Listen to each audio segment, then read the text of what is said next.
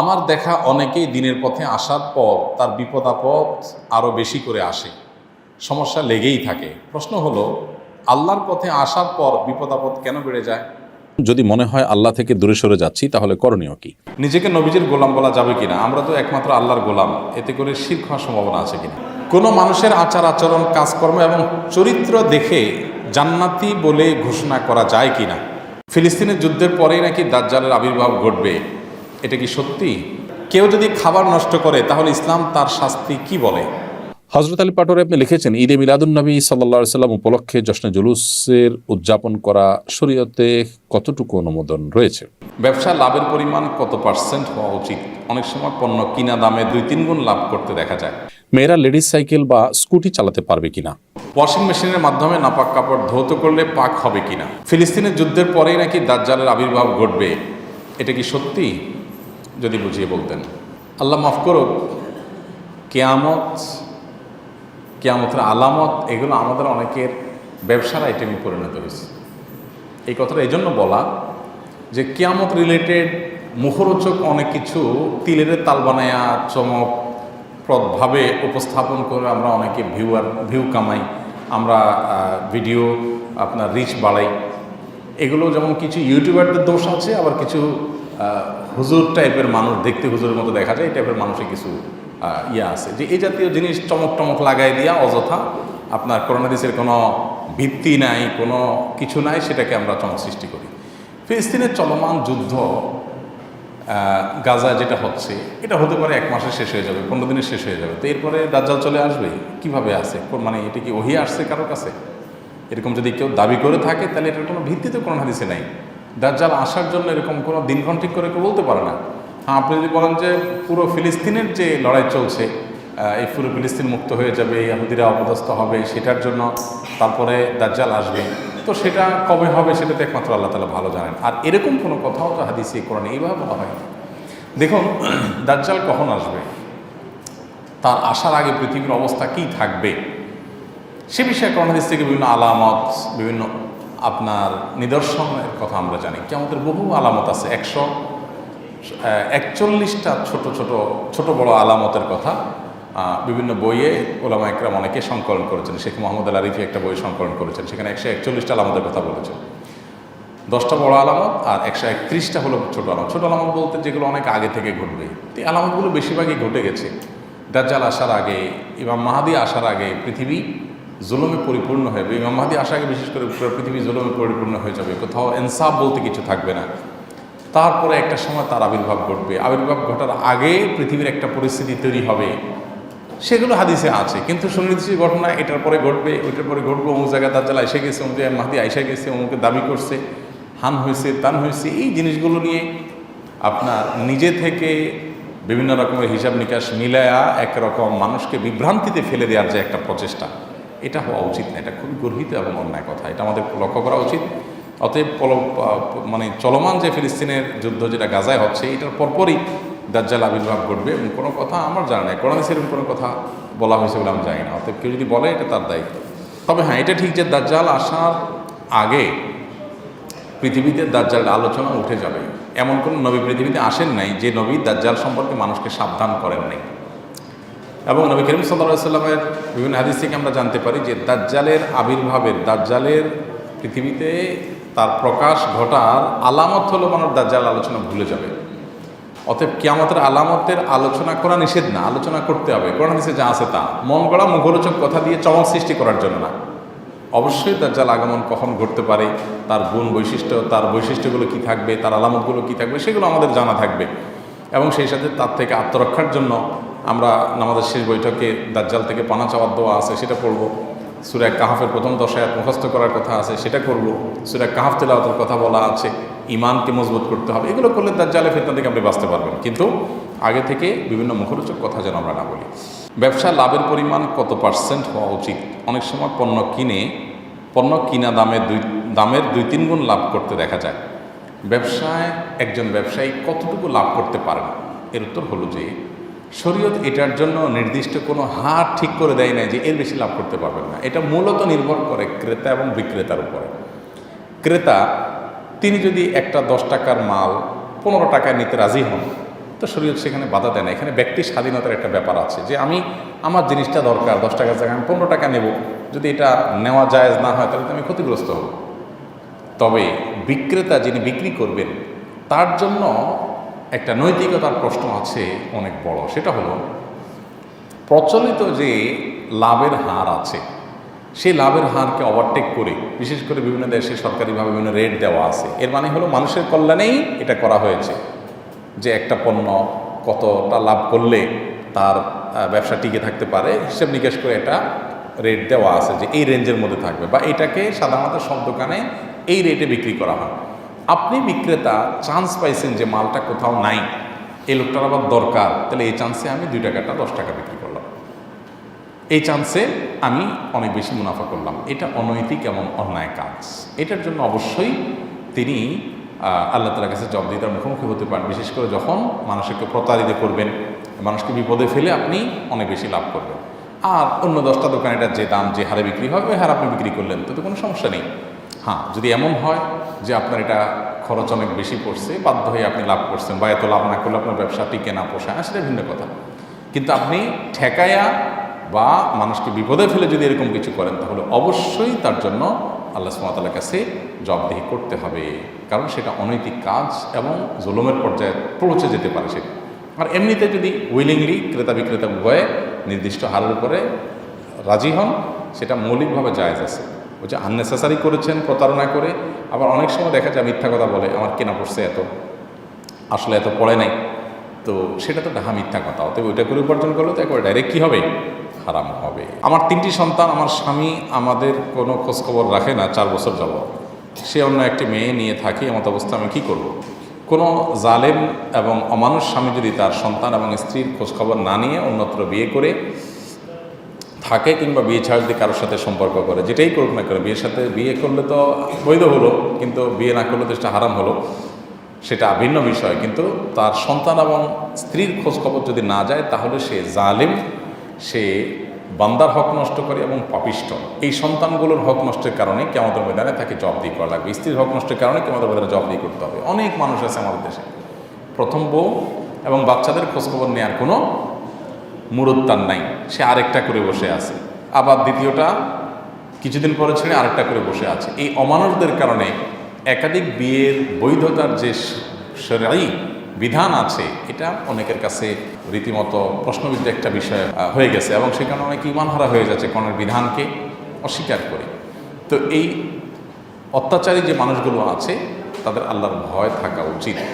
আর যিনি প্রশ্ন করেছেন তার করণীয় কি, এক্ষেত্রে আমরা বলবো যে যদি মনে হয় যে অমানুষ আর ফিরে আসবে না, তাহলে সেক্ষেত্রে কাবিননামার 18 নম্বর কলামে অর্পিত তালাকের যদি পাওয়ার দেওয়া থাকে, স্বামী সেখানে স্বাক্ষর করে থাকেন, টিক দিয়ে থাকেন, তাহলে সেক্ষেত্রে এখন অর্পিত তালাক মুফতিদের সাথে পরামর্শ করে কিভাবে গ্রহণ করলে তালাক হতে পারে তিনি সেই অর্পিত তালাক গ্রহণ করতে পারেন। অথবা বিচারিক আদালত, সমাজের গণ্যমান্য ব্যক্তিবর্গকে নিয়ে সালিশি বৈঠকের মাধ্যমে বিবাহ বিচ্ছেদের উদ্যোগ গ্রহণ করতে পারেন। অর্থাৎ স্বামী তালাক দিবে না বা তালাক চাইলে পাওয়া যাবে না বা তার কোনো হদিস নাই, তাহলে সেক্ষেত্রে বিবাহ ভাঙার বা বিচ্ছেদের আইনি পদক্ষেপ গ্রহণ করে তিনি সেটা করতে পারেন। ওয়াশিং মেশিনের মাধ্যমে নাপাক কাপড় ধৌত করলে পাক হবে কিনা? ওয়াশিং মেশিনের ব্যবহার আজকাল শহর তো বটেই, গ্রামেও অনেক বাসা বাড়িতে হয়। তো ওয়াশিং মেশিনে আমরা কাপড় চোপড় ধুলে নাপাক কাপড় এটা পাক হবে কিনা, এর উত্তর হলো ওয়াশিং মেশিন সাধারণত যেগুলো অটোমেটিক ওয়াশিং মেশিন, এগুলোতে একটা পাইপ দিয়ে একটা ড্রেন থেকে একটা লাইন থেকে পানি আসে, আর যে হাউসটাতে কাপড় চোপড় দিয়ে ঢাকনা দেওয়া হয়, সুইচ দিয়ে দেওয়া হয়, ওখানকার তল দিয়ে আরেকটা পাইপ দিয়ে পানি চলে যায়। তাহলে একটা দিয়ে পানি আসে আরেকটা দিয়ে পানি চলে যায়। এরকম যদি থাকে তাহলে পানি যখন আসলো হাউসফুল হয়ে গেল, আপনি ওয়াশিং পাউডার দেওয়া থাকলো, এরপরে ফ্যানে সেটাকে ঘোরানোর পরে ময়লাগুলো পরিষ্কার হওয়ার পর ড্রেন দিয়ে ওই পানি যাওয়ার লাইন দিয়ে পানিটা চলে গেল, ওই পাইপ থেকে পানিটা চলে গেল। পানিটা যদি চলে যায় এরপরে ফ্যানে সেটাকে আপনার চিবিয়ে একদম পুরো পানিটাকে আমরা নিংড়াইলে যেরকম কাপড় একদম শুকায় যায় ওরকম করে ফেলে, এরপরে আবার উপর থেকে পানি পড়ে, আবার এরকম নিংড়ায়। এই প্রক্রিয়া যে ওয়াশিং মেশিনগুলো আপনার কাপড় চোপড়, তো সাধারণত এগুলোতে আলাদা করে আর পাক না করলেও চলবে, এটাতেই কাপড় পাক হয়ে যাবে ইনশাআল্লাহ। কথা কি বুঝতে পারছি? 3 বার পানি আসলো, ধোয়া হয়ে গেল এবং ড্রেনে পানিগুলো চলে গেল এবং ফ্যানে চিবায় ফেললো। এভাবে 3 বার যদি হয় তাহলে সেক্ষেত্রে 3 বার নিংড়ানোর কাজ হয়ে গেল এবং নাপাকটা দূর হয়ে গেল, চলে গেল, শুকিয়ে গেল, অসুবিধা নেই, এতে পাক হয়ে যাবে। আর কিছু কিছু ওয়াশিং মেশিন আছে আপনার অটোমেটিক না, সেগুলোতে যে হাউসটা আছে হাউসে আপনি কাপড় দিলেন, ওয়াশিং পাউডার দিলেন, পানি পাইপ থেকে আসলো, এরপরে চিবানোর পরে পানিটা চলে গেল। এগুলোতে অনেক সময় দেখা যায় পানিটা পুরো যাওয়ায় না বা এরপরে আপনার ভিজা থেকে যায়, এগুলোকে আলাদা করে আপনি একটু চিবায় নিতে হবে ভালো করে কয়েকবার, তাহলে সেক্ষেত্রে ইনশাআল্লাহ দিনে সেগুলো পাক হয়ে যাবে। নিজেকে নবীজির গোলাম বলা যাবে কিনা? আমরা তো একমাত্র আল্লাহর গোলাম, এতে করে শিরক হওয়ার সম্ভাবনা আছে কিনা? অনেকে নিজেকে নবীর গোলাম বলেন, নবী সাল্লাল্লাহু আলাইহি সাল্লামের গোলাম বলে বোঝান যে তার অনুসারী, তার অনুরক্ত, তার সব কথা আমরা শুনি মানি, এই অর্থে গোলাম বলেন অনেকে নিজেকে। কিন্তু আসলে গোলাম বা দাস এটা আবদন শব্দের অর্থ। আমরা মূলত আবদ হলাম আল্লাহ, অতএব নবী করিম সাল্লাল্লাহু আলাইহি সাল্লামের গোলাম আমরা না। এই জন্য নিজেকে নবীর গোলাম না বলে আমাদেরকে বলতে হবে আমরা কার গোলাম? আল্লাহর গোলাম। হ্যাঁ, নবী করিম সাল্লাল্লাহু আলাইহি সাল্লামের অনুসারী, শব্দের মধ্যে তো পার্থক্য আছে, এই পার্থক্য আমাদেরকে ধরে রাখা উচিত। আমি যদি নিজেকে নবীর অনুসারী বলি তো সেটাই হলো যথার্থ। কোরআন হাদিসের দিকে তাকালে আমরা দেখি আমাদেরকে তার অনুসারী হিসাবে পরিচয় করা হয়েছে, করে দেওয়া হয়েছে, অতএব সেটা আমরা খেয়াল করবো ইনশাআল্লাহ। হজরত আলী পাটোয়ারি আপনি লিখেছেন, ঈদে মিলাদুন্নবী সাল্লাল্লাহু আলাইহি সাল্লাম উপলক্ষে জশ্নে জুলুসের উদযাপন করা শরীয়তে কতটুকু অনুমোদন রয়েছে? নবী করিম সাল্লাল্লাহু আলাইহি ওয়াসাল্লামের জন্মের দিবসটি ঠিক কোনটি, জন্মের তারিখটি ঠিক কোনটি, সেই তারিখটি কোনো হাদিসের কিতাবে বর্ণিত হয়নি। বিশুদ্ধ তো বটেই, এমনকি কোনো দুর্বল সূত্রে বর্ণিত হাদিসেও কিন্তু বর্ণিত হয়নি। নবী সাল্লাল্লাহু আলাইহি সাল্লামের জন্মের তারিখ নিয়ে বিভিন্ন কিতাবে, বিভিন্ন ইতিহাসের বইয়ে বিভিন্ন রকমের বর্ণনা এসেছে। 12 রবিউল আউয়াল এই দিবসটি নবী সাল্লাল্লাহু আলাইহি সাল্লামের জন্মদিবস বলে যেমন অনেকগুলো বর্ণনা রয়েছে, অনেক ইতিহাসবিদদের উক্তি রয়েছে। আবার রবিউল আউয়ালের 9 তারিখ, 8 তারিখ বা অন্যান্য দিবসগুলোতেও নবী সাল্লাল্লাহু আলাইহি সাল্লামের জন্মের তারিখ হিসাবে অনেক ইতিহাসবিদরা মতামত উল্লেখ করেছেন। তো এরকম পরিস্থিতিতে প্রথম কথা হলো, যে দিনটি নবী সাল্লাল্লাহু আলাইহি সাল্লামের জন্মদিবস হিসেবে চূড়ান্তই নয়, বিশুদ্ধ কোনো হাদিস দ্বারাও প্রমাণিত নয়। দ্বিতীয়ত, যেই জন্মের তারিখটিকে নবী সাল্লাল্লাহু আলাইহি সাল্লাম জীবনে কখনো উচিল বের করা হয়, র্যালি বের করা হয়, এর কোনোটির সাথে না কোরআন কিনা আপনি মেহরবানি করে সেটা খুঁজে দেখবেন। দ্বিতীয়ত হলো, এটি কোত্থেকে আসছে জন্মদিবস উদযাপন, সেটা নিয়ে আপনি একটু পড়াশোনা করুন, একটু অনলাইনে ঘাটাঘাটি করুন। আপনার আমার মনে হয় যে ধারণা ইনশাআল্লাহ বদলে যাবে। আল্লাহ তাআলা আমাদেরকে হেদায়েত দান করুন। কামরুজ্জামান কামরুল আপনি লিখেছেন, আমি ব্যবসা করি, আমি যে দোকান ভাড়া নিয়েছি তার জন্য 10-20 লাখ টাকা অগ্রিম দিয়েছি, সে টাকার যাকাত দিতে হবে কি আমাকে? এই টাকা তো আমার কাছে রক্ষিত নাই। আপনি ব্যবসার জন্য দোকান ভাড়া নিয়ে যে টাকা অ্যাডভান্স দিয়েছেন, এটা আসলে একরকমের জামানত বা আমানত তার কাছে আপনি জমা রেখেছেন। ওই ব্যক্তির জন্য সে টাকা আসলে ভাঙাই জায়েজ নয়। সো ওই টাকার জাকাত কিন্তু আপনাকে দিতে হবে, কারণ এই টাকাটা আপনার, টাকার মালিককেই জাকাত দিতে হয়। ওই টাকাটা যার কাছে দিয়েছেন তিনি মালিক নন, যার কারণে এটা জাকাত আপনাকে দিয়ে যেতে হবে। আমি একজন জেনারেল শিক্ষিত মানুষ, রাসূলের সিরাত সম্পর্কে জানতে চাই, এই বিষয়ে কোন বই পড়ার পরামর্শ দিবেন? নবী করিম সাল্লাল্লাহু আলাইহি সাল্লামের সিরাত বা তার জীবন ইতিহাসকে জানবার জন্য অনেক ভালো ভালো বই বাজারে আজকাল আছে আলহামদুলিল্লাহ। সৈয়দ আবুল হাসান আলী নদভী, সৈয়দ আবুল হাসান আলী নদভী রহমতুল্লাহ আলাইহির নবী রহমত বইটি আপনি যেমন পড়তে পারেন। আবার সফিউর রহমান মুবারকপুরি রহমতুল্লাহ আলাইহির আর রাহিকাল মাখতুম বইটি আপনি পড়তে পারেন। এগুলোর সবই বাংলা হয়ে গেছে, নবী রহমত ইসলামী ফাউন্ডেশন থেকে অনুবাদ হয়েছে। আর রাহিকুল মাখতুম এটা বিভিন্ন প্রকাশনী থেকে ছাপানো হয়েছে, যেটা ভালো আপনি দেখবেন। সেই সাথে ডক্টর আলী আসাল্লাবী নবী সাল্লাল্লাহু আলাইহি সাল্লামের জীবনী গ্রন্থ অতি আধুনিক সময়ে বা অতি সম্প্রতি লেখা হয়েছে, সেটাও আপনাকে এক্ষেত্রে হেল্প করতে পারে। এর বাইরে ইদ্রিস কান্দলবী রহমতুল্লাহ আলাইহির সিরাত মুস্তফা, সেটি আপনি পড়তে পারেন। আর অনেকগুলো ভালো ভালো এবং অথেন্টিক বই আছে যেগুলো নবী সাল্লাল্লাহু আলাইহি সাল্লামের সিরাত সম্পর্কে জানতে আপনাকে সাহায্য করবে। তবে এক্ষেত্রে কয়েকটা বই যদি আপনি পড়েন সবচেয়ে বেশি উপকৃত হবেন এবং আপনার ভালো লাগা কাজ করবে ইনশাআল্লাহ তাআলা। এমনি দেলোয়ার হোসেন লিখেছেন, আমি গরু পালন করি, অনেক সময় গরুর প্রস্রাবের ছিটা কাপড়ে লাগে, এই কাপড় পরে নামাজ পড়া যাবে কি না? ভাই দেলোয়ার হোসেন, আপনি যে গরু লালন পালন করেন, এই গরু লালন পালন করতে গিয়ে যদি ছিটা পড়ে, সেই ছিটা যদি শুয়ের আগার সমপরিমাণ হয়, এরকম ক্ষুদ্র ক্ষুদ্র ছিটা যদি পড়ে 2-4টা, কোনো অসুবিধা নেই, এতে অসুবিধা হবে না। কিন্তু যদি অনেক বেশি পেশাব লাগে, ছিটা নয় বরং ফোঁটা পড়ে, অনেক ফোঁটা পড়ে, তাহলে সেক্ষেত্রে সেই কাপড় আপনাকে পরিবর্তন করে বা কাপড়ের সেই জায়গাটা ধুয়ে, যেখানে লেগেছে ধুয়ে আপনাকে নামাজ পড়তে হবে। অ্যাক্সিডেন্টের কারণে আমার পায়ে প্লাস্টার লাগানো হয়েছে, এটা ভেজানো যাবে না, এমত অবস্থায় গোসল ফরজ হলে কি করব? অ্যাক্সিডেন্টের কারণে আপনার পায়ে যে প্লাস্টার লাগানো হয়েছে পায়ে বা হাতে, সেই প্লাস্টার যদি ভেজানো না যায় পানিতে, তাহলে ওখানে প্লাস্টিক দিয়ে বিভিন্নভাবে পেঁচিয়ে তারপর আপনি গোসল করবেন। আর যদি সেখানে প্লাস্টিক দিয়ে পেঁচিয়ে গোসল করলেও পানি লেগে যাওয়ার আশঙ্কা থাকে, তাহলে কোনোভাবে কোনো কিছুতে রেখে উঁচুতে, কোনো একটা মোড়াতে বা কিছুতে রেখে এরপর আপনি আলতো করে পানি দিয়ে বাকি শরীর ধুবেন এবং সেই ব্যান্ডেজের জায়গাটা বা প্লাস্টারের জায়গাটা ভিজা হাত দিয়ে উপর দিয়ে আপনি মুছে নেবেন। ব্যাস, তাতে ইনশাআল্লাহ বিদিন আপনার গোসল হয়ে যাবে। একইভাবে আপনি উজুও করবেন। আনোয়ারুল আমিন আপনি লিখেছেন, দোকান বা বাসা ভাড়া সরকারি রেটের বেশি ভাড়া নেওয়া বা দেওয়া জায়েজ হবে কিনা?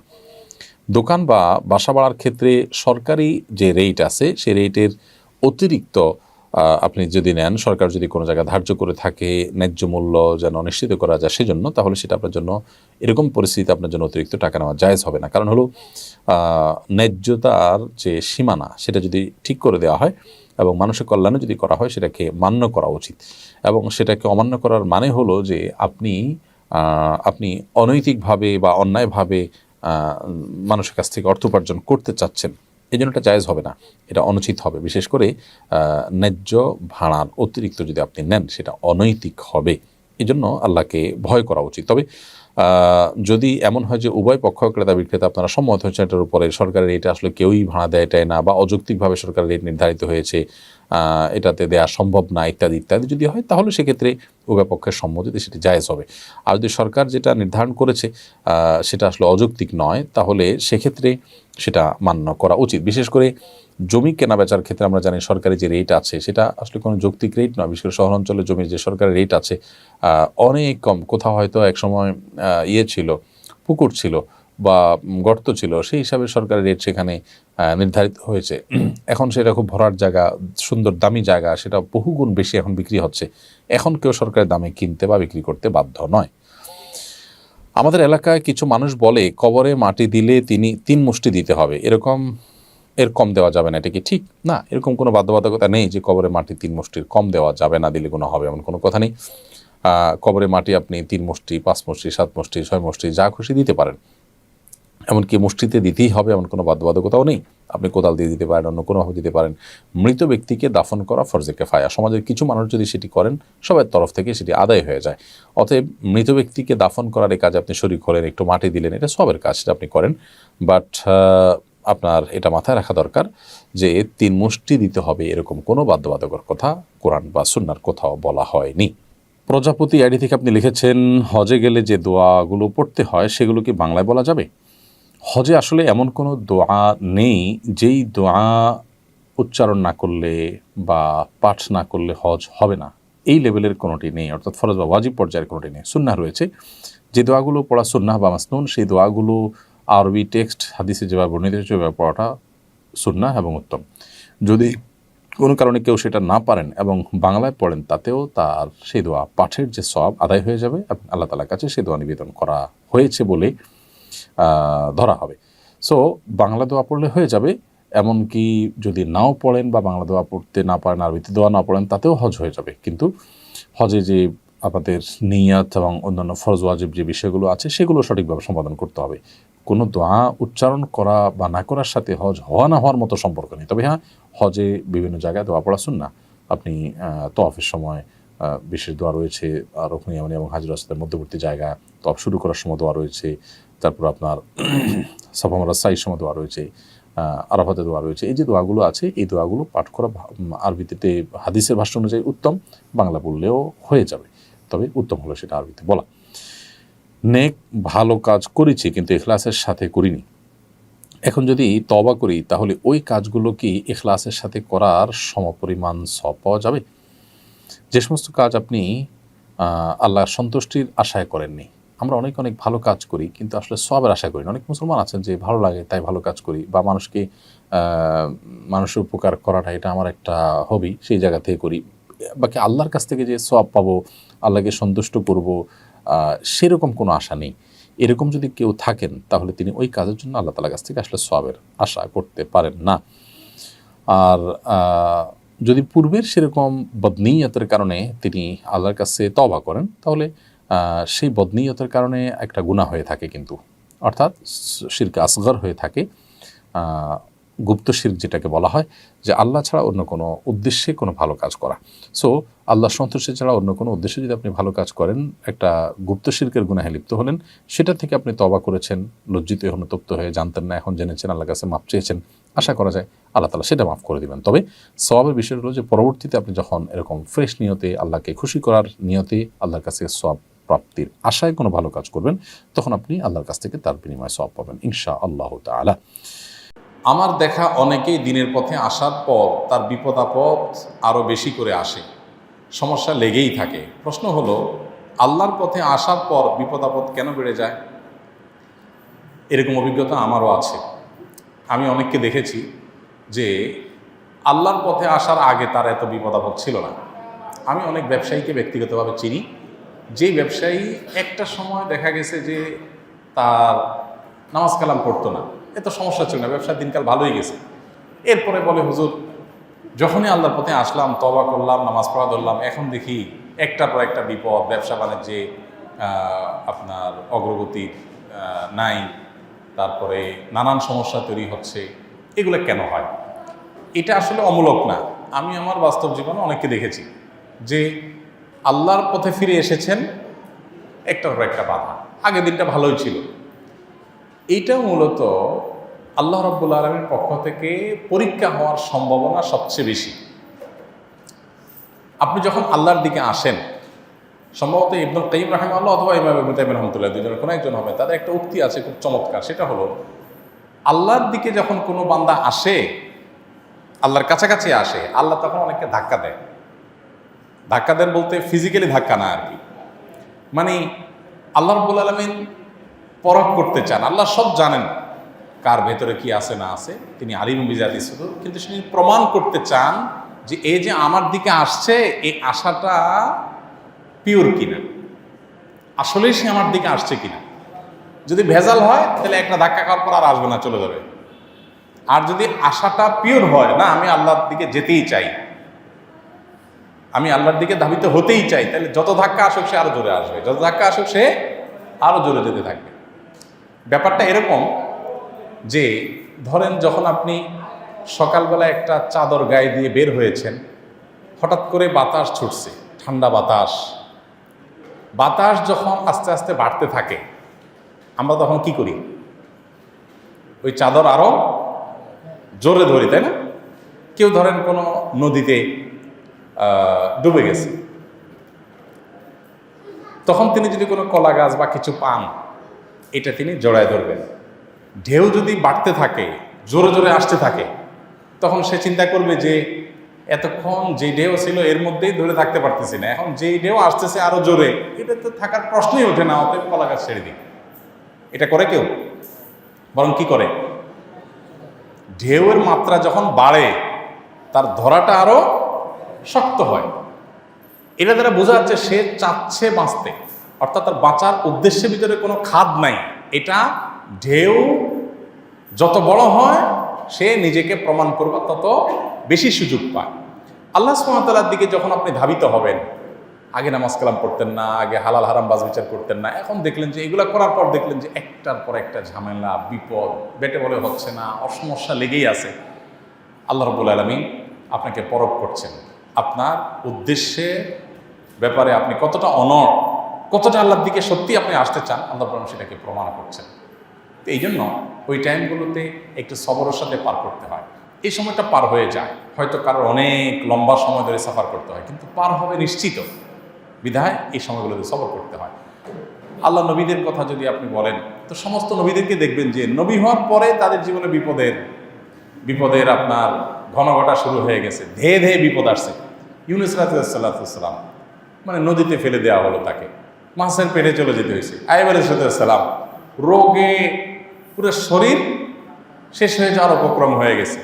ঈসা আলাইহিসসালাম জন্মের পর থেকে তার মাকে নিয়ে অভিযোগ, অপমান, মিথ্যা অপবাদ, এরপর তার বিরুদ্ধে ষড়যন্ত্র, শত্রুতা। আমাদের নবী সাল্লাল্লাহু আলাইহি ওয়াসাল্লাম জন্মের দুনিয়াতে আসার আগে থেকে মায়ের গর্ভে থাকতেই বাবা হারানো, এরপরে মা হারানো, জন্মের পর পর দাদা হারানো, চাচা হারানো, স্ত্রীকে হারানো, মানে একের পর এক অভিভাবকগুলো সব চলে যাওয়া, এরপরে মক্কাবাসীর বাধা বিপত্তি, ষড়যন্ত্র, শত্রুতা। যত নবীদের জীবন দেখবেন সবগুলো এরকম। আদম আলাইহিস সালামকে দেখেন, আল্লাহ জান্নাতে দিলেন, একটু আরামায় এসেছিলেন, কিছুদিন যেতে না যেতেই ইবলিসি করে দিল বাইর করে, অশান্তি শুরু হয়ে গেল। তাহলে বোঝা গেল যে আল্লাহর দিকে আসলে সে এ ধরনের পরিস্থিতির মুখোমুখি হওয়াটা অস্বাভাবিক না, এটা আল্লাহর পক্ষ থেকে পরীক্ষা। আল্লাহ বলেছেন, ওয়ালানাবলুওয়ান্নাকুম বিশাইইন মিনাল খাউফি ওয়াল জু'i ওয়া নাকসিম মিনাল আমওয়ালি ওয়াল আনফুসি ওয়াস সামারাত। আমি পরীক্ষা করি মানুষকে বিপদ আপদ, ক্ষয়ক্ষতি, বিভিন্ন কিছু দিয়ে। এরপর ওয়াবাশশিরিস সাবিরিন, আল্লাহ বলেছেন এগুলোতে যারা টিকে থাকতে পারে এদেরকে সুসংবাদ দাও। আল্লাহ তাআলা আমাদেরকে টিকে থাকার তৌফিক দান করুন, সবর করার তৌফিক দান করুন। আল্লাহর পথে আসলে তাদের পরীক্ষা আসাটা এটা নবীদের সুন্নাহ বা নবীদের সিস্টেম, অতএব তারই ধারাবাহিকতা আসা অস্বাভাবিক না। আবার কারো কারো ক্ষেত্রে হয়তো সেটা নাও হতে পারে, ব্যতিক্রমও থাকতে পারে, সেটা অস্বাভাবিক না, কিন্তু বিপদ আসলে ধৈর্য ধারণ করতে হবে। ফজরের ফরজ নামাজের নিয়ত করার পরেও অনেকে এসে আগে সুন্নতের নিয়ত করেন, কারণ হুজুর লম্বা কেরাত পড়বে, তাই এটা কি সঠিক?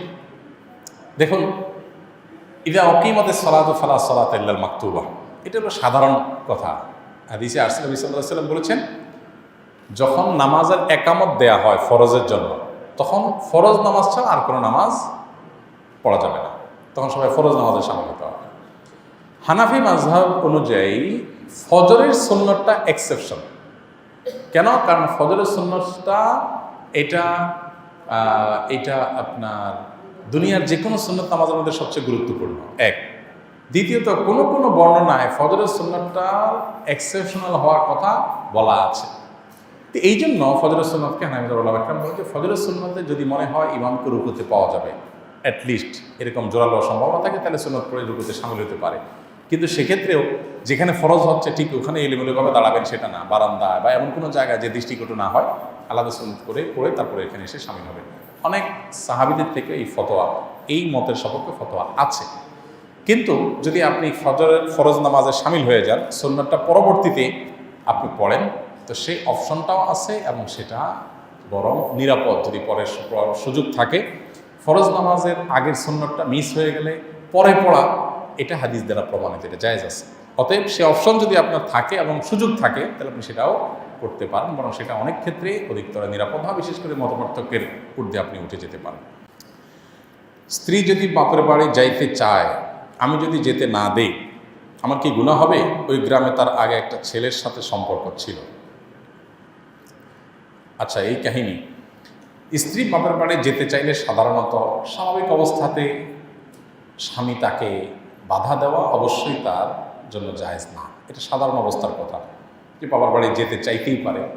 হ্যাঁ, সকাল বিকাল যদি চায়, প্রতিদিন যদি চায়, 2 দিন পর পর যদি চায়, তাহলে সেটা দিতে স্বামী বাধ্য না। কিন্তু একটা যৌক্তিক ব্যবধানে যদি যেতে চায়, মাসে 2 মাসে একবার যেতে চায়, সেটাও যদি স্বামী অ্যালাউ না করে, তাহলে সেক্ষেত্রে সে স্ত্রীর প্রতি স্বামীর অন্যায় অবিচার হবে। তবে সেক্ষেত্রেও দেখতে হবে দূরত্ব কতটুকু, অ্যাবিলিটি কতটুকু। দেখা গেল যে মাত্র 1 ঘন্টার দূরত্ব, আধা ঘন্টার দূরত্ব, বাসে চলে যেতে পারেন, গাড়িতে চলে যেতে পারেন, স্বামীর অ্যাবিলিটির সাথে অসঙ্গতিপূর্ণ কিছু না। তো এরকম যৌক্তিক চাওয়াগুলো পূরণ করতে হবে স্বামীকে। এগুলো পূরণ না করলে সেটা অন্যায় হবে, অবিচার হবে স্ত্রীর প্রতি। এবং সেই সাথে মা বাবার সাথে সুসম্পর্ক বজায় রাখার জন্য স্বামীর তরফ থেকে সহযোগিতা থাকতে হবে স্ত্রীর জন্য। আবার স্ত্রীরও মাথায় রাখতে হবে যে স্বামীর কাছে তার আর্গুমেন্টগুলো অযৌক্তিক পর্যায়ে নিয়ে তিনি যেন পেশ না করেন। অর্থাৎ ওই যে সকাল বিকাল চাওয়া বা স্বামীর অ্যাবিলিটি নেই তারপরও তাকে চাপ দেওয়া, এটা উচিত না। এটা উভয়ের অবস্থা বিবেচনা করে দায়িত্বশীলতার ভূমিকা পরিচয় দিতে হবে। কিন্তু প্রশ্নে যেটি লিখেছেন যে অন্য ছেলের সাথে ওই গ্রামে আগে সম্পর্ক ছিল, এখন স্ত্রীকে যদি আপনি বারবার যেতে দেন, সেই ছেলের সাথে আবার সম্পর্ক হয়ে যেতে পারে, কানেকশন হতে পারে, এই আশঙ্কা যদি আপনার করেন, তো আপনি সাথে যান। সহজ বুদ্ধি, আপনি সাথে শ্বশুরবাড়ি চলে যান, যায় ঘুরে আসেন।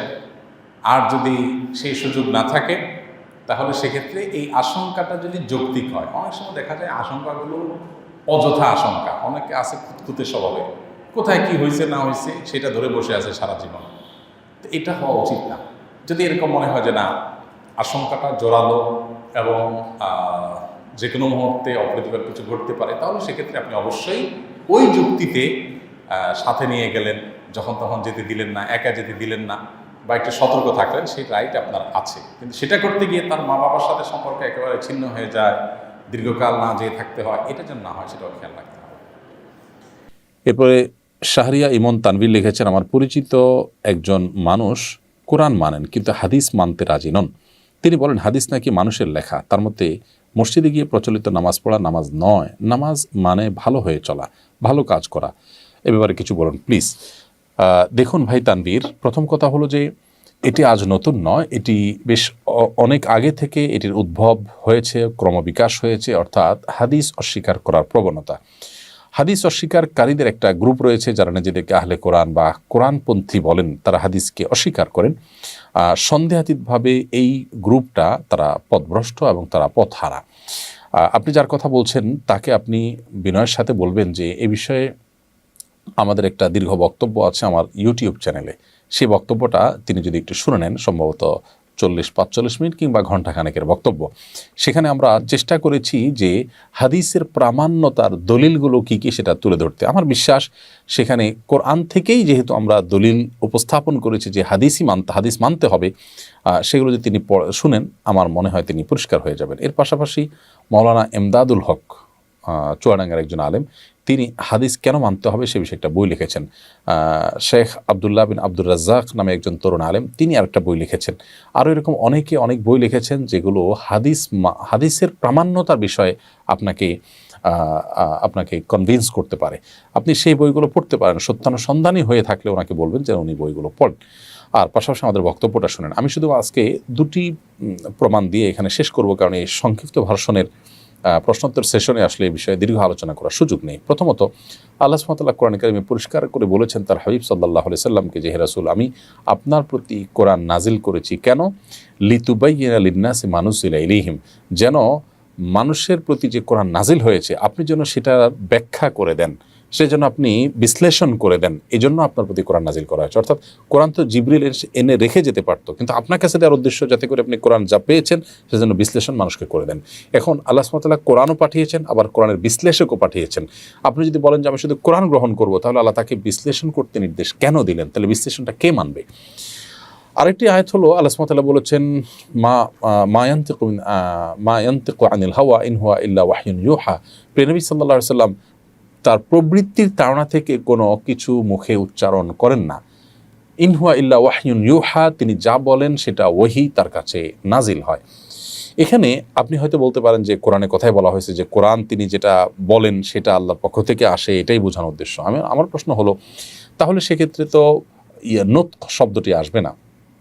আরবি ভাষার একেবারে প্রাথমিক স্তরের একজন মানুষও বলতে পারবেন নাতাকা ইয়ান্তিকু, নুতক মানে হলো মুখ দিয়ে, দুই ঠোঁট দিয়ে যা কিছু উচ্চারিত হয় সেটা কি নুতক বলা হয়, বা কথা, সব এটা সাধারণ কথাকেই বলা হয়।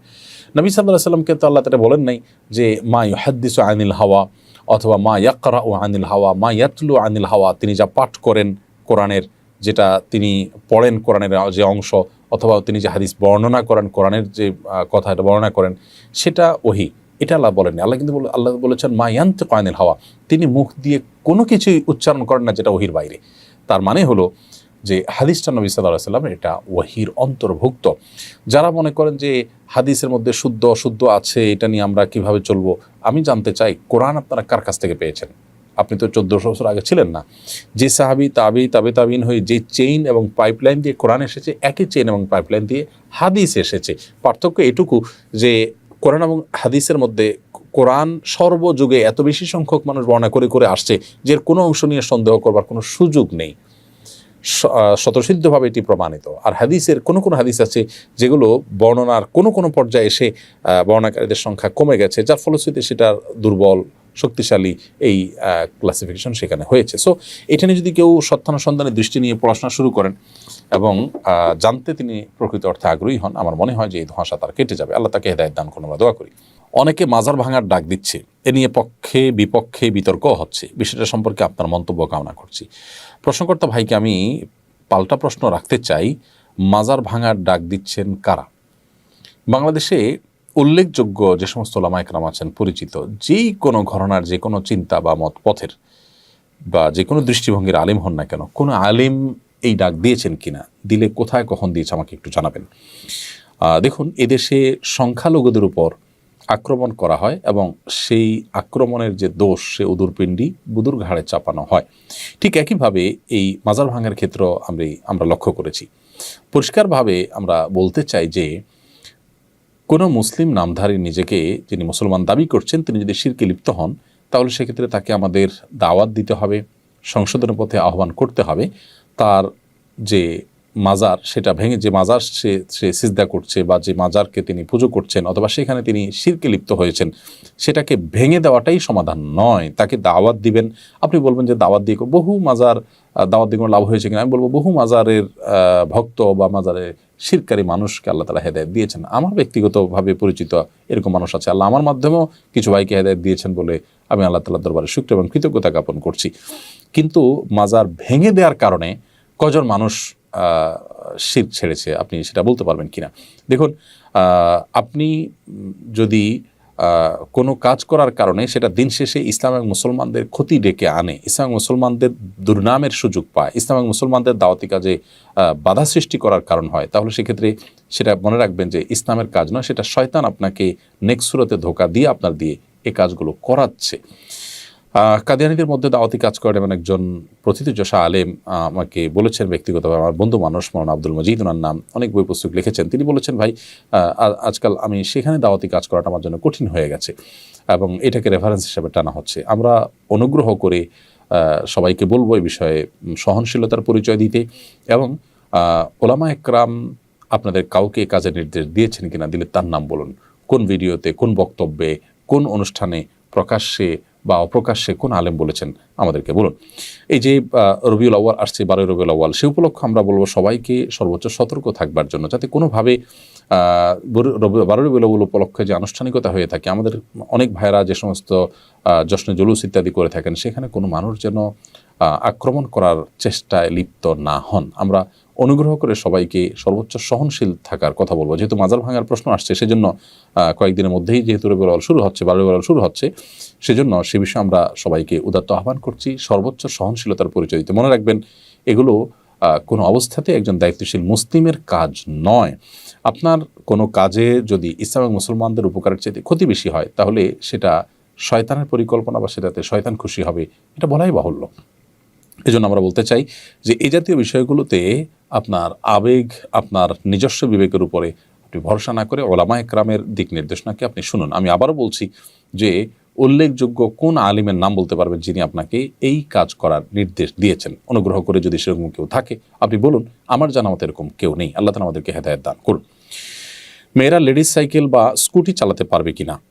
মেয়েরা লেডিস সাইকেল বা স্কুটি যদি চালান নিজস্ব অঙ্গনে, ধরুন তার বাংলোতে, তার বাড়ির এরিয়াতে, তার এমন কোনো জায়গাতে যেখানে আসলে পরপুরুষের দৃষ্টিতে তিনি গোচর হচ্ছেন না, তাহলে সেক্ষেত্রে সেটি জায়েজ হতে পারে। একটি জিনিস আমাদের এখানে ক্লিয়ার করা দরকার, সেটা হলো যে মা বোনদের পর্দার বিষয়টিকে ইসলাম সবচেয়ে গুরুত্বের সাথে দেখে। যদি কোনো মা বোন এমন কোনো কাজ করেন যেটা তার পর্দার জন্য সমস্যা হবে, সেটা কাজটা ইটসেলফ হালাল হলেও, বৈধ হলেও, সেটা তার জন্য তখন আর করা জায়েজ হয় না।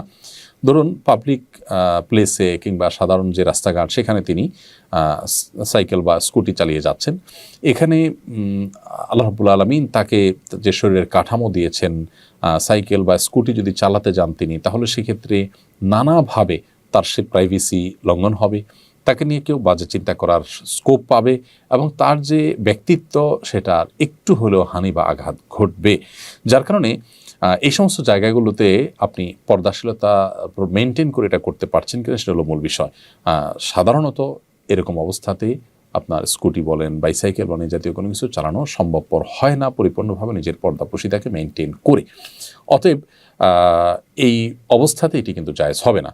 আর যদি আপনি এমন কোনো ওয়ে বের করেন যে অনেক ঢোলাঢালা পোশাক কাপড় পরেছেন, সেখানে আবার পিছিয়ে পড়ে আপনি দুর্ঘটনার শিকার হবেন না, নানাভাবে যদি আপনি নিজের পর্দাকে নিশ্চিত করতে পারেন, তাহলে মৌলিকভাবে এটি কোনো নাজায়েজ বা হারাম কাজ নয়।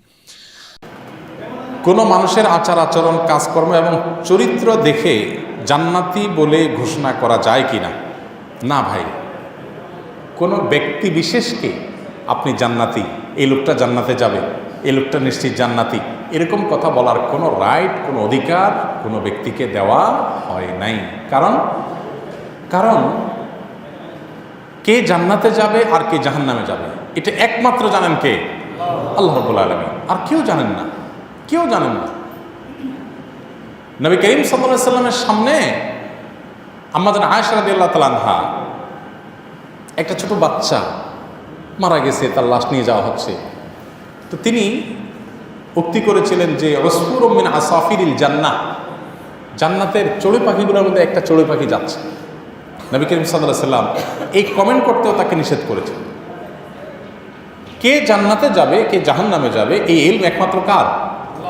এটা নিয়ে আমি আপনি আগবেড়ে মন্তব্য করে যদি কাউকে জান্নাতের সার্টিফিকেট দেই, কাউকে জাহান্নামী, ইভেন জাহান্নামী যদি কাউকে বলেন যে এই লোকটা জাহান্নামী, আপনার কাছে ওই আসছে সে জাহান্নামী, হ্যাঁ, এখন তার যে কাজটা সেটা জাহান্নামীদের কাজে হয়তো সে লিপ্ত হতে পারে, সে খারাপ কাজ করছে, কিন্তু আপনি কিভাবে নিশ্চিত হলেন মৃত্যুর আগে সে তওবা করে যে জান্নাতে হয়ে মারা যাবে না? তাহলে আপনি কীভাবে জাহান্নামী বললেন? এবং নবী সাল্লাল্লাহু আলাইহি ওয়াসাল্লামের একটা হাদিস আছে যে একটা লোক কোনো এক ব্যক্তি সম্পর্কে এরকম মন্তব্য করেছেন, লোকটা জাহান্নামী, এই টাইপের কথা বলেছে।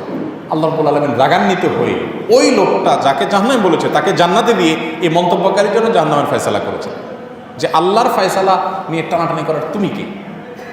হ্যাঁ, আমরা কারোর মধ্যে জান্নাতি কাজ দেখলে বলতে পারি মাশাআল্লাহ অমুকের কাজ জান্নাতীদের কাজ, তিনি জান্নাতি মানুষদের কাজগুলো করেন, বা তার কাজের মধ্যে জান্নাতীদের কাজ এর পাওয়া যায়, হ্যাঁ, আলামত পাওয়া যায়, এইসব কথা বলা যেতে পারে, কিন্তু জান্নাতি বলার সুযোগ নেই। কারণ হতে পারে একটা লোক এখন ভালো, তখন খারাপ হয়ে যাবে মৃত্যুর আগে, তখন কি হবে? নবী সাল্লাল্লাহু আলাইহি ওয়াসাল্লাম বলেছেন এরকমও আছে যে কিছু মানুষ ভালো কাজ করতে করতে করতে করতে তার এবং জান্নাতের মধ্যে মৃত্যু শুধু বাধা থাকে, মারা যাবে আর জান্নাতে, ওই টাইমে সে খারাপ হয়ে যায় এবং জাহান্নামে যায়। আবার অনেক মানুষ আছে খারাপ কাজ করতে করতে করতে জীবন পার হয়, তার এবং জাহান্নামের মধ্যে বাধা হলো মৃত্যু, শেষ মুহূর্তে তওবা করে সে ভালো হয়ে যায় এবং জান্নাতে চলে যায়। আল্লাহ আগেরগুলো মাফ করে দেন। অতএব এই বিষয়টা পুরো আল্লাহ তাআলার বিষয়। কোনো ব্যক্তি বিশেষকে স্পেসিফিকলি জান্নাতি সার্টিফিকেট দেওয়া এটা খুব সহজ বিষয় না, অনেক জটিল বিষয়। নবী করিম সাল্লাল্লাহু আলাইহি ওয়াসাল্লাম সাহাবীদেরকে বলেছেন, 10 জন সাহাবীকে বলেছেন অমুক জান্নাতি অমুক জান্নাতি, তার কাছে ওহী এসেছে, তিনি বলেছেন। সাহাবীদের জামাত সম্পর্কে জান্নাতি হওয়ার কথা বলেছেন, সেটা ভিন্ন বিষয়। তা আমরা, আপনি আমি, আমাদের কাছে ওহী আসে না। এই জন্য আপনি আমি, একটা লোক সব কাজ ভালো করে, কোনো মন্দ কাজ নাই, তারপরেও সে জান্নাতি, এই কথা বলার অধিকার নাই। আমি বলতে পারি যে মাশাআল্লাহ ওনার অমুক কাজ ভালো, তমুক কাজ ভালো, এই কাজটা জান্নাতীদের কাজ, জান্নাতি মানুষদের বৈশিষ্ট্য হাদিসের আলোকে সেটা বলতে পারি, আলামত বলতে পারি, কিন্তু জান্নাতি বলতে পারি না। কেউ যদি খাবার নষ্ট করে তাহলে ইসলাম তার শাস্তি কি বলে? খাবার নষ্ট করা কবিরা গুনাহ, খাবার অপচয় করা এটা কোন গুনাহ? এটা কোনো ছোট গুনাহ না, এটা বড় গুনাহ, মহাপাপ। আজকাল তো এটা আমাদের কাছে, অনেকের কাছে ফ্যাশনে পরিণত হয়েছে। আমরা খাবার নষ্ট করলে মনে করি কি এটা ফ্যাশনের ব্যাপার, আছে না? একটু বেশি পরিষ্কার করে মুছে খেলে মানুষ মনে করে গরিব মানুষ মনে হয়। অনেক মানুষ আছে দেখবেন প্লেট যদি মুছে খায়, একদম চেটে চেটে মুছে মুছে পরিষ্কার করে খেলো, তো দেখবেন অনেকে বলে মানে খাবার, অনেক খাবার নষ্ট করা সামনে নিয়ে, সেটা তো অনেক পরের কথা, সামান্য একটু প্লেটের সাথে লেগে থাকা খাবার পর্যন্ত নষ্ট করে না অনেকে, এবং এটাই সুন্নাত। কিন্তু দেখবেন যে এইভাবে পরিষ্কার করে খেলে আশপাশ থেকে অনেক লোক বলে যেভাবে খাইতেছো ভাই মনে হয় প্লেট শুদ্ধ খাই ফেলাবা। অনেকে বলে যেভাবে খাইতেছো একদম মনে হচ্ছে জীবনে খাওয়ান চোখে দেখো নাই। এরকম কিছু লোক আছে না বলে? এই লোকগুলো তাদের মূর্খতার কারণে এই কথা বলে। ইসলামের চাইতে যৌক্তিক কোনো জীবন বিধান পৃথিবীতে আপনি আর কোথাও খুঁজে পাবেন না। আপনি খাবার কোন যুক্তিতে নষ্ট করবেন? পৃথিবীতে বহু মানুষ খাবার পাচ্ছে না, আপনি কোন যুক্তিতে নষ্ট করবেন?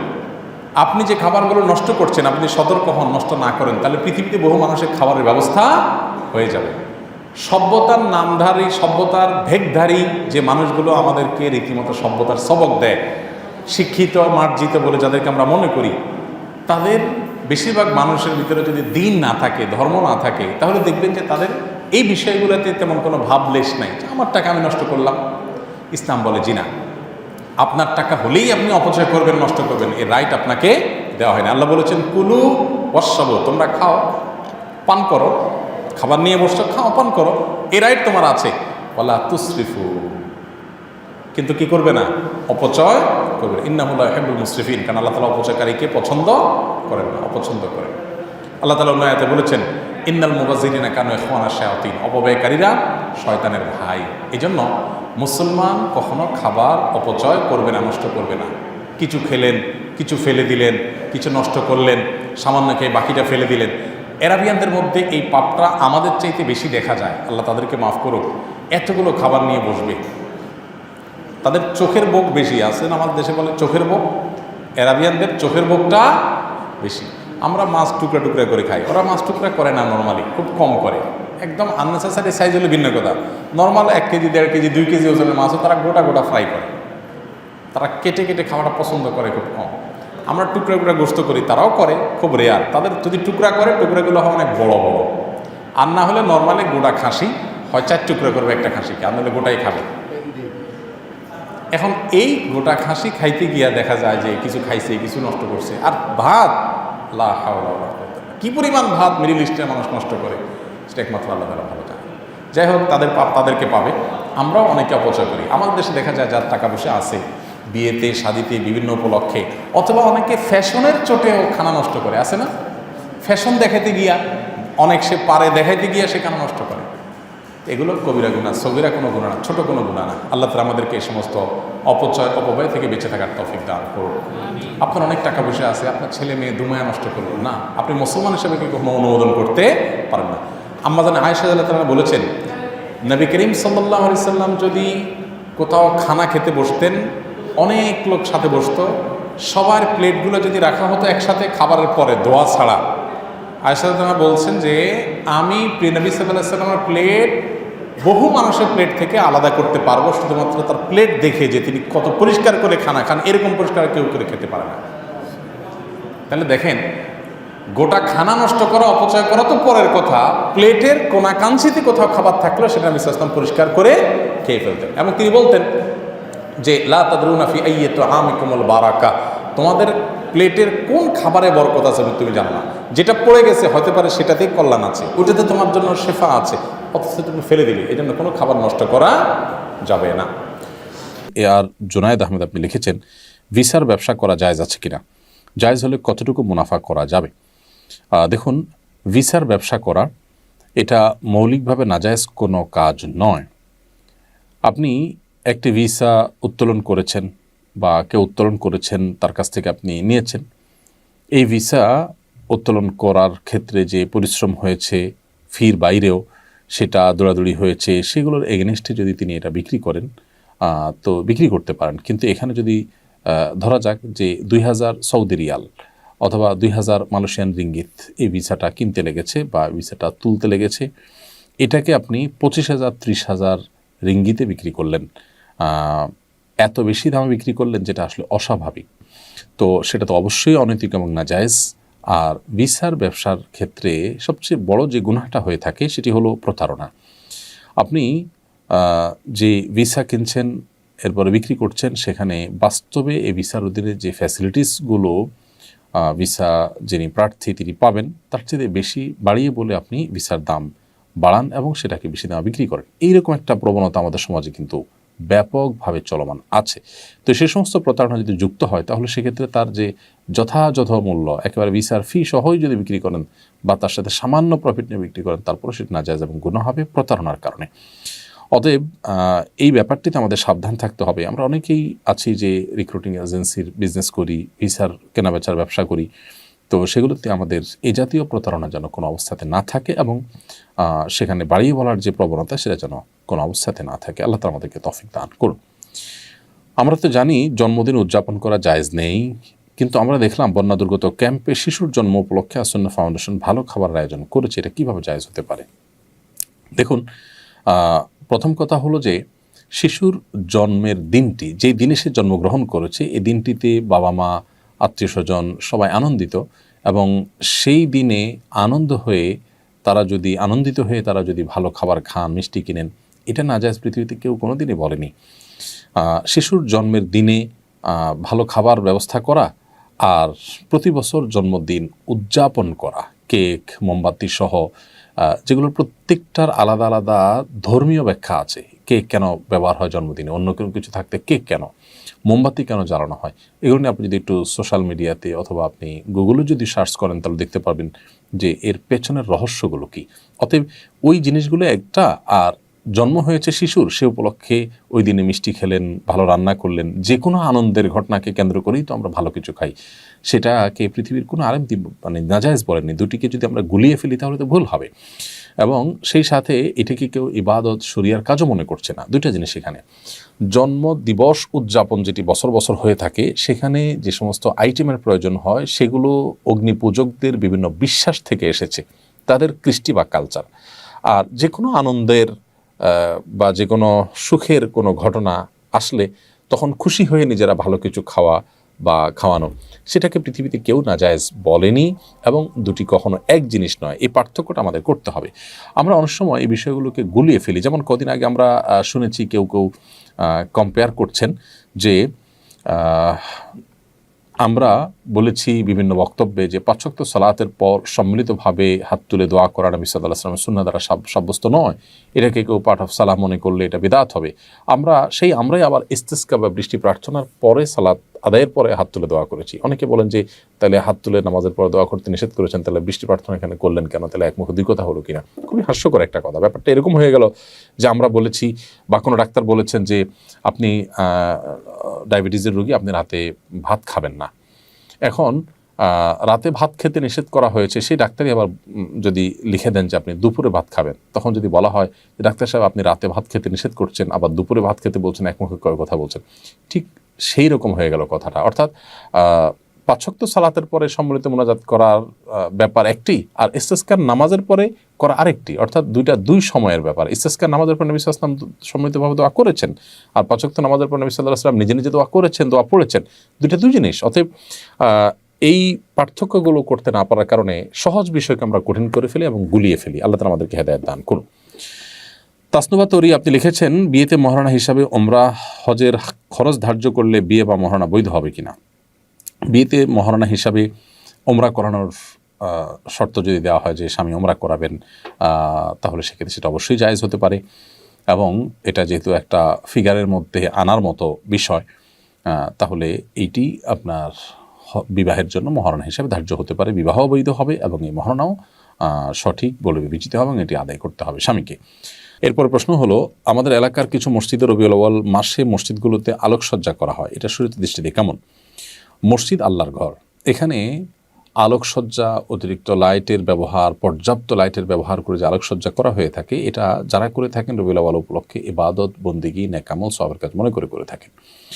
নবী করিম সাল্লাল্লাহু আলাইহি ওয়াসাল্লাম রবিউল আউয়ালকে কেন্দ্র করে অতিরিক্ত আলোকসজ্জা বা এই যে আনন্দ আয়োজন যেটি আমরা দেখতে পাই আজকাল, এরকম কোনো কিছু তিনি বা তার খুলাফা রাশেদা বা সাহাবা ইকরাম কেউই করেননি। অতএব এই রবিউল আউয়াল তাদের সময়ও ছিল, নবী সাল্লাল্লাহু আলাইহি ওয়াসাল্লামের জন্মের এই দিনটি তাদের সময়ও ছিল। তারা যে কাজ করেননি সেই কাজকে যদি আমরা ইসলামের কাজ বানিয়ে নেই তাহলে সেটি বিদআতে পর্যবসিত হবে। তাছাড়া দুঃখিত, অতিরিক্ত আলোকসজ্জা এটা অপচয় ছাড়া আর কিছুই নয়। মসজিদে করলেই সেটা যে জায়েজ হয়ে যাবে ব্যাপারটা সেরকম নয়। আপনি সীমা রেখা ছাড়িয়ে পুরো ভবনকে আলোকিত করে ফেললেন, প্রতি 2-4 ইঞ্চির মধ্যে একটা করে লাইট লাগালেন। নিঃসন্দেহে ইসলাম আমাদেরকে যে মিতব্যয়ী হতে বলে, আমাদেরকে যে হিসেবি হতে বলে, এটি তার সাথে যায় না। অতএব আল্লাহর ঘর যেখান থেকে মানুষ শিখবে সেই জায়গাটাতে অন্তত আমাদের মিতব্যয়ী হওয়ার পরিচয় দিতে হবে। আর সবচেয়ে বড় কথা যেটি বলেছি যে ইবাদত বা সওয়াবের কাজ, নেক আমল মনে করে যেটি আপনি করছেন সেটি কোরআন ও সুন্নাহ কর্তৃক নির্দেশিত না হলে সেটি কিন্তু বিদআতে পর্যবসিত হবে। বিধায় এই বিষয়টিতে আমাদের সাবধানতা সর্বোচ্চ লেভেলে থাকা দরকার। জান্নাতুল ফেরদৌস লিখেছেন, যদি মনে হয় আল্লাহ থেকে দূরে সরে যাচ্ছি তাহলে করণীয় কি? আল্লাহ থেকে মনে হয় দূরে সরে যাচ্ছি, এরকম হলে আল্লাহর সবচেয়ে কাছাকাছি যাওয়ার উপায় হলো সেজদা। দীর্ঘ সময় নিয়ে সেজদা করুন। 5 ওয়াক্ত নামাজে, অন্যান্য নফল নামাজে সেজদাগুলোকে অনেক দীর্ঘ সময় নিয়ে আদায় করার চেষ্টা করুন, বেশি সময় ধরে সেজদা দিন। এটি আল্লাহ সুবহানাহু ওয়া তাআলার নৈকট্য লাভে সহায়ক হবে। কারণ নবী করিম সাল্লাল্লাহু আলাইহি ওয়াসাল্লাম বলেছেন, আকরাবু মা ইয়াকুনুল আবদু মির রাব্বিহি ওয়া হুয়া সাজিদ। আল্লাহর সবচেয়ে কাছাকাছি এবং নিকটবর্তী হতে পারে বান্দা যখন বান্দা সিজদায় চলে যায়। আর এই জন্যই সেজদায় গিয়ে আল্লাহ সুবহানাহু ওয়া তাআলার নৈকট্য লাভের প্রচেষ্টা আমাদের করতে হবে, বিশেষ করে নফল নামাজে। নফল নামাজের মাধ্যমে আল্লাহ সুবহানাহু ওয়া তাআলার খুব কাছাকাছি বান্দা যেতে পারে, যেমনটি সহিহ বুখারীর একটা হাদিসে রয়েছে যে বান্দা সবচাইতে বেশি আল্লাহর নৈকট্য লাভ করতে পারে নফল নামাজের মাধ্যমে। এর মধ্যে আরও স্পেসিফিকলি যদি আমরা বলি তাহলে সেটা হবে তাহাজ্জুদের নামাজ। এটি আল্লাহ তাআলার অনেক বেশি নৈকট্য আপনাকে এনে দিবে ইনশাআল্লাহ তাআলা। সেই সাথে আল্লাহর প্রিয় বান্দা, নেককার, আল্লাহ ভীরু, গুনাহমুক্ত জীবনযাপন করার চেষ্টা করেন, সংগ্রাম করেন যে মানুষগুলো, তাদের সান্নিধ্য যত বেশি আপনি কাটাবেন, সান্নিধ্যে যত বেশি কাটাবেন, সান্নিধ্য যত বেশি অবলম্বন করবেন, তত বেশি ইনশাআল্লাহ আপনি আল্লাহ ভীরু, মুত্তাকি এবং আল্লাহর নৈকট্য অর্জনকারী মানুষদের কাতারে শামিল হতে পারবেন। এবং এর পাশাপাশি গুনাহ থেকে আপনি বাছাই করে করে করে করে আপনার জীবনে যে সমস্ত গুনাহগুলো আছে একটা একটা করে সেগুলোকে ছেটে ফেলে দিবেন। যত বেশি গুনাহমুক্ত হতে পারবেন তত বেশি আল্লাহর নৈকট্য লাভ করা সহজ হবে ইনশাআল্লাহ তাআলা। রুহুল শেখ এআইডি থেকে আপনি লিখেছেন, ভারত থেকে বলছি, এখানে প্রকৃত ঈমান নিয়ে চলা খুবই কঠিন। সামান্য সামনে দুর্গাপূজা, সামাজিক কারণে আমরা পূজার চাঁদা দিতে বাধ্য হই। এই পরিস্থিতিতে পড়লে কি করব, পরামর্শ দিয়ে বাড়িতে করবেন। ভাই রুহুল শেখ, যদি আপনাকে পুজোর চাঁদা দিতে বাধ্য করা হয়, না হলে আপনি নির্যাতিত হতে পারেন এরকম আশঙ্কা থাকে, তাহলে সেটি আপনার জন্য জায়েজ আছে। আল্লাহ সুবহানাহু ওয়া তাআলা কোরআনে কারিমে পরিষ্কারভাবে বলেছেন, ইল্লা মান উকরিহা ওয়া কলবুহু মুতমাইন্নুন বিল ঈমান, যে ব্যক্তিকে বাধ্য করা হয়েছে শিরক বা কুফরি বাক্য মুখে উচ্চারণ করতে, অথচ তার ঈমান পরিপূর্ণ রয়েছে অন্তরে, তাহলে তার কথা ভিন্ন। অর্থাৎ তার জন্য এটি বলার কারণে সে মুশরিক হয়ে যাবে না। অতএব আপনি যেখানে আছেন সেখানে আমরা জানি নানা প্রতিকূলতা রয়েছে। সামান্য আপনার গরুর গোশত ফ্রিজে আছে, ব্যাগে আছে, এই অজুহাতে, অনেক সময় মিথ্যা অজুহাতে মুসলমানদেরকে পিটিয়ে মেরে ফেলা হচ্ছে, সেখানে অহরহ এই ধরনের ঘটনাগুলো আমরা শুনতে পাচ্ছি। এই জায়গা থেকে আমরা আপনাকে বলবো যে আপনি অবশ্যই যদি নিরুপায় হন এবং জুলুমের শিকার হবেন বলে আশঙ্কা করেন, তাহলে আপনি পুজোর চাঁদা দিলে আল্লাহর কাছে আপনি গুনাহগার হবেন না, কারণ আপনি এই পুজো করা বা শিরক করা এটাতে আপনি সন্তুষ্ট নন বা এটাকে আপনি মেনে নেননি, বরং আপনি একটা পরিস্থিতির শিকার হয়েছেন, সো এটা জায়েজ আছে। সামিউল ইসলাম লিখেছেন, পোশাক শ্রমিকদের সর্বনিম্ন মজুরি 8,000 টাকা, দ্রব্যমূল্যের ঊর্ধ্বগতির সময় তা খুবই কম। মজুরি বাড়ানোর আন্দোলনে হতাহতও হয়েছে। মজুরি নির্ধারণের মানদণ্ড কী হওয়া উচিত? কোরআন সুন্নাহর আলোকে শ্রমিকদের অধিকার সম্পর্কে কিছু বলুন প্লিজ। দেখুন, খুবই দুঃখজনক একটি বিষয় যে আমরা শ্রমিকদেরকে যেখান থেকে পারি, যেভাবে পারি আমরা ঠকাই। বিশেষ করে পোশাক শ্রমিকদের বিষয়টা অনেক বেশি আলোচনা চলছে এবং বিভিন্ন সময় আলোচনা উঠে আসে। আমি যতটুকু জানি যে বাংলাদেশ সহ আরও যে সমস্ত দেশ পোশাক রপ্তানি করে এবং তৈরি পোশাক শিল্প যে সমস্ত দেশগুলোতে আমাদের মতো আছে এবং যারা আমাদের কম্পিটিটর, সেই কম্পিটিটররা তারা যে মজুরি দিয়ে থাকে, এমনকি আমাদের মানে আশেপাশের দেশগুলো, পাকিস্তানের মতো দেশ বা আরও যে সমস্ত দেশগুলো যে মজুরি দিয়ে থাকে, তার চাইতেও বাংলাদেশে শ্রমিকদের মজুরি কম দেওয়া হয়। প্রশ্ন হলো যে তারা বাংলাদেশের কম্পিটিটর হয়ে তারা যদি শ্রমিকদের মজুরি বেশি দিয়েও ব্যবসা করতে পারেন, তাহলে আমাদের দেশে ব্যবসায়ীরা কেন পারবেন না? এটা অনেক বড় একটি প্রশ্ন।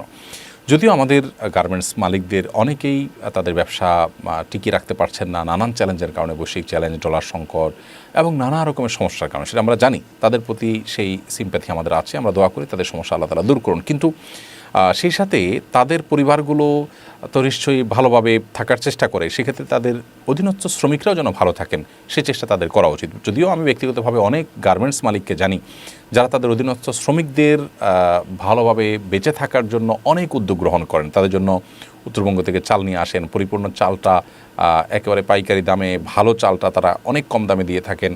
এমনকি আমি কোনো গার্মেন্টসের মালিককে জানি আমার পরিচিতদের মধ্যে থেকে যে শ্রমিকদেরকে, নিজেদের অধীনস্থদেরকে গরুর খামার করে সেখান থেকে তাদেরকে দুগ্ধ জাতীয় খাবার এগুলো স্বল্প মূল্যে কোনো ব্যবসা করা ছাড়া শুধুমাত্র তাদের জন্য সরবরাহ করছেন, আরও অনেকভাবে হেল্প করছেন আলহামদুলিল্লাহ।